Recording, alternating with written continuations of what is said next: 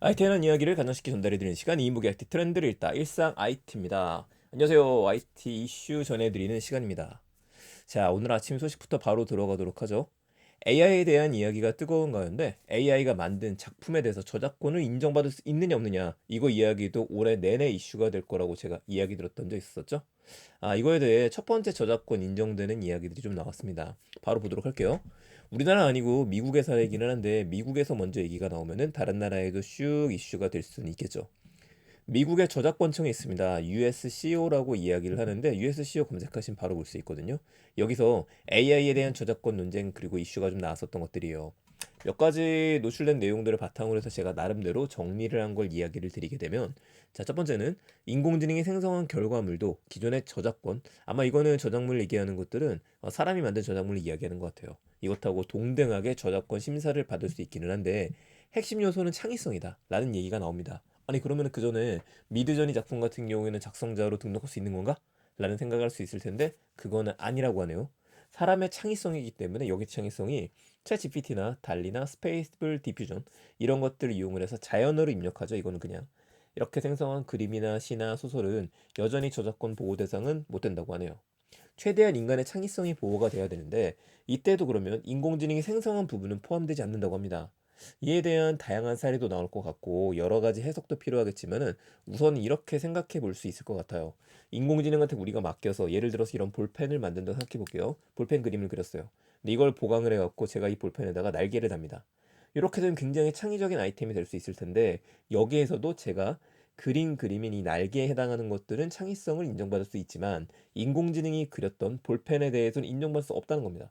그 이야기는 뭐냐면은, 이 그림을 가지고 다른 사람이 날개가 아니라 꼬리를 만들더라도 이건 또 꼬리에 대해서 인정을 받는 거고, 이거 제 아이디어를 통해서 만들어진 볼펜에 대해서는 인정받지 못한다는 거겠죠. 굉장히 애매한 상황이기는 해요. 어, 인공지능이 만든 작품으로 이걸 통해서 저작권을 신청한 경우에도 검증 단계는 좀 복잡합니다. 여기서는 우리가 입증해야 되는 것들이 좀 있는데, 인공지능을 활용한 방법, 어떻게 활용을 했었는지, 아마도 명령을 어떻게 내렸느냐, 이걸 질문 던지는 것 같고요. 여기에 인간이 어떤 방법으로 해서 작품을 만들었느냐, 우리가 했던 것까지 소상하게 적어야 되는 것 같습니다. 굉장히 복잡하긴 한데, 아마 국내에서도 관련된 이슈들이 또 나오게 되지 않을까, 이 생각도 해보게 되네요. 자, 두 번째 이야기할게요. 스마트 글라스, 증강현실 글라스에 대한 관심이 정말 고조되고 있습니다. 6월 달에 애플의 글라스가 나온다, 이런 이야기 계속해서 뜨겁게 나오고 있죠. 전 개인적으로 6월 달에 못 나올 것 같다라는 관심이긴 합니다. 생각이긴 해요. 자, 경쟁자들이 서서히 더 많은 모습을 드러내고 있는데, 이 중에서 국내 기업 삼성 빠질 수가 없죠.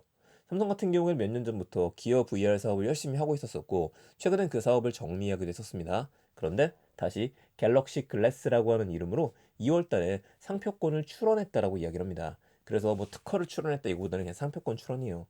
이 제품에 대해서 전혀 공개가 되고 있지는 않은데, 몇 가지 추론해 볼 수 있는 것 중에 첫 번째는 VR이 아니라 당연히 XR, 확장 현실이 될 것 같습니다. 왜냐면은 퀄컴, 구글, 삼성 이 셋이서 함께 동맹을 구성했다는 이야기 그 전부터 나왔었잖아요. 게다가 2년 전이, 제가 이미지를 통해서 보시는 분들, 유튜브를 통해서 보시는 분들 이미지를 준비했는데, 2년 전이 2021년 3월 달에 삼성에서 AR 글래스라는 이름으로 영상, 삼성은 아니고요. 이건 트위터에서 공개가 되기도 했었습니다. 근데 제가 시간이 많이 지나서 이제 보니까 이게 뭔지 알겠어요. 저희 지금 유튜브 채널에서 보시는 분들 같은 경우에는 제가 언리얼, 아니죠, 엔리얼의 작품 보여드린 적이 있었죠.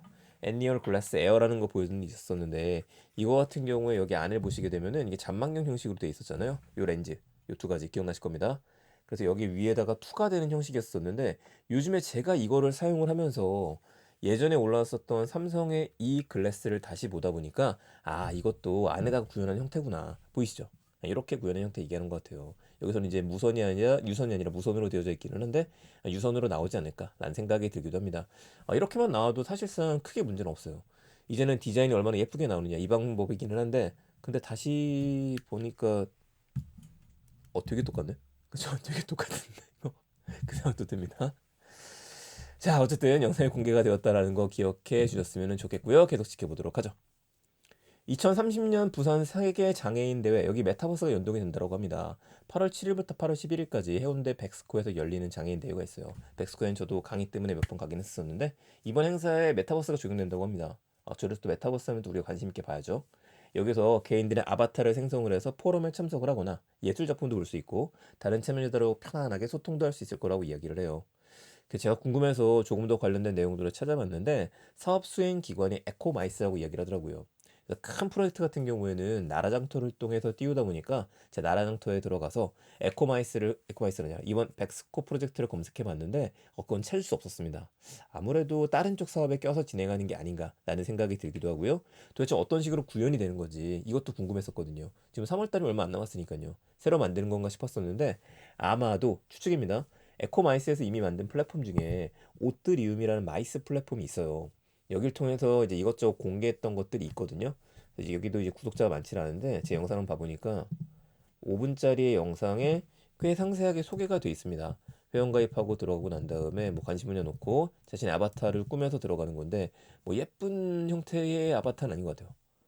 걸을 수 있는 것들 되어져 있고 게임처럼 약간 이제 세컨드 라이프 그걸 생각나게 만들죠.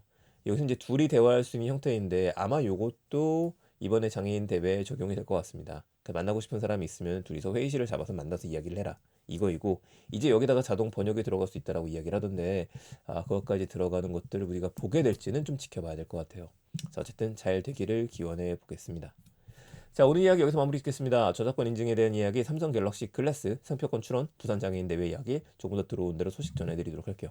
내용 괜찮으셨으면 주변에 많은 공유 부탁드리고요. 저는 내일 또 더 재밌는 이야기 가지고 찾아뵙겠습니다. 일상 아이티였습니다. 좋은 하루 되세요.